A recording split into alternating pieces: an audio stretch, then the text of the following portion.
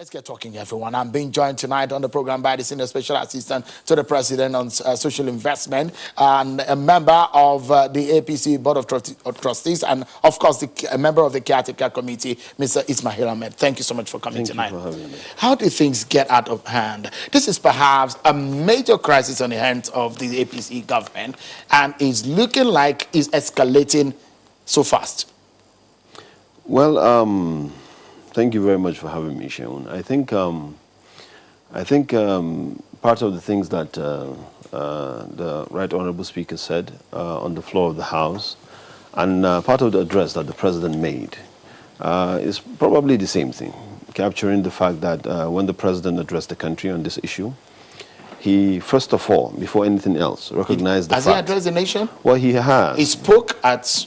That's addressing the nation. Once you speak to the people, once the president speaks, it's an address to the because nation. That's a major issue, isn't it? Because I'm not talking about broadcast. No, hold on. There's a because you raised an issue. There's a difference. There's a difference between the president addressing the nation and the president speaking on some platforms, either at FEC meeting or some other platform. Because it's part of the recommendation of the Senate that the president must address specially on this matter. Okay. And that's what I wanted you to clear. There hasn't been any presidential address, isn't it? Allow me to talk. You want us to get to the nomenclature of what is or what is not a presidential address? I'm not talking about the presidential broadcast where there's going to be a time slotted to say the president is going to make an announcement or make a national broadcast at 7 p.m. That's not what I'm talking about. But anytime a president speaks to the nation on whatever platform, that is an addressing the country.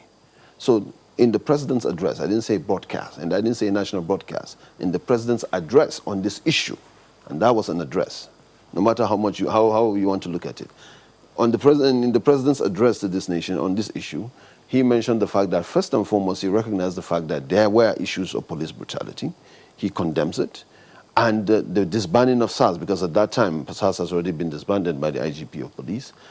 That the disbandment of SARS was just the first step of the so many extensive reforms that is going to go on the police, and even before that, before this issue of End SARS protest began, the president just recently, I think sometime in September, signed the Police Act of 2020 that accommodated and had as provisos most of these recommendations that were put out. So I agree with you 100% that this is one of the major crises that we have faced as a government. It's the first time that we have faced such a crisis. So many things have happened that a lot of people had tried on so many levels to try and do some sort of a street protest. This was the first time the protest has become successful. The president made sure he gave out the order to the Inspector General of Police and all security and law enforcement agencies in the beginning to make sure that they maintain law and order, protect the protesters, nobody should assault anyone, and people have the right to protest. And I think he even mentioned that yesterday when he met the Minister of Youth and Sports. Now, so are you saying that this government has handled this situation properly?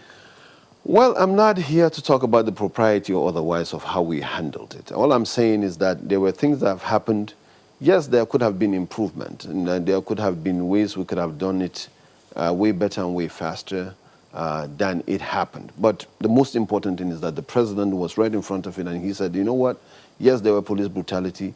I have ordered the IGP to do the necessary things to make sure that these things are brought to book, and the officers who have meted out this injustice to, these assaults or extrajudicial killings to citizens of this country are being brought to book. And this is not an event, it's a process. Prosecution is a process. It has to happen, as time goes on. For those who believe that the president hasn't been hands-on on some of this issue, and perhaps the manner in which they thought that it should have related with the youth, those who hold that perception or those who hold that belief, what do you tell them tonight? We're watching. I believe that the president is. I think we're not here to talk about how the president handled the situation or not.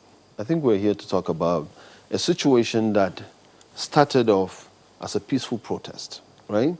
And everyone, including the president and the party, recognized the fact that there were issues with police.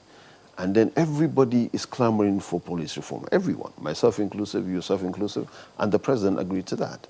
And even the IGP said, yes, there is need for police reform, and there are so many things that we need to put. Not only police reform, people like me are always talking about law and order and accountability and justice reform all across board, not only police. There are so many things that need a lot of reformation, so many institutional reset that we need in our political system for us to be able to leap out from where we are to where we want to go. And this government, to be quite honest, not because I'm part of it, this government has been trying to do all it can to make sure that policy-wise we have been able to put these things in the right places. So I think our focus should be how a peaceful protest degenerates to what it is slowly becoming, an anarchy. Absolutely chaotic. So those who have blamed the government that they've not handled it, that it had allowed it to escalate to this point. That there's a lack of communication between the government and the young Nigerians on the street. I think there has been quite a lot of communications coming from the part of government, especially from the part of the police and the part of the presidency. There are many people that have spoken. I know the ministers have spoken, the Minister of Youth have spoken. I know that the Vice President have spoken. You have just shown the Speaker of the House of Representatives speaking. The Senate President have spoken. The President has spoken. A lot of people have spoken. I think the issue. Hold on. I think the issue that we had was because on the other side of the protesters, when they started, the government opened its doors and the president said, look, we are willing to listen. And there was nobody coming forward to have a conversation with them because they said they have no leaders. And that gave room for other people who had other hidden agendas. Right. Sorry, we need to go on a break. When we come back, I'll allow you to wrap up on the conversation about how the government has handled it and the way forward. It has gone really, really all right, and we'll see where we go from here. Don't go anywhere. We'll be right back, everyone.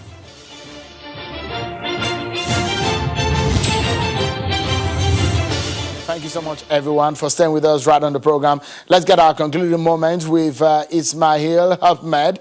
He's a senior special assistant to the president on social investment and a member of the APC committee.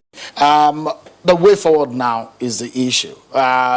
Looking at how the government handled it, perhaps the flaws in the management of the crisis, which is a major crisis since the inception of this government. But what is the way forward? I think the way forward is that young people need to know that this thing has degenerated into something that even the initial protesters didn't want it to be. We believe that the initial protesters started this very well. It was a peaceful protest. They wanted to have their voices heard. It was heard. Government responded to a lot of demands they made. They wanted to see action. Some of these actions were ordered by the president. I think now everybody would agree that this thing is slowly derailing into something that nobody envisaged for it to be derailed into.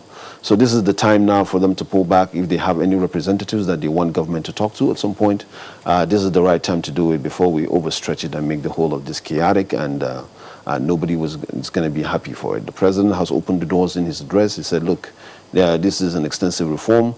On the part of government, we as young people who are also in government are also trying to push government to see how at some point, after all this is over, down the line we can have an intergenerational equity conference where the young people who are going to be part of the future are going to be part of discussing how that future is going to be part of. And every committee that government is going to set up to look into these issues and rectify them, that there will be representatives of young people who are going to see for themselves what is going on. I think these are part of some of the concessions government are going to do on their own part, but there needs to be law and order, and that it's critical that we do that. It's critical for them to have representatives that we can talk to.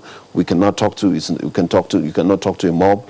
They are being you just mentioned the fact that about 3 states have already declared curfew. It's becoming absolutely senseless. No, most states, we understand now that Plateau State has also declared a curfew, but I must sincerely thank you, Ismail Ahmed, President's Aide on Social Investment, and of course, a member of the APC Caretaker Committee. Thank you so much for coming. Thank you for having me.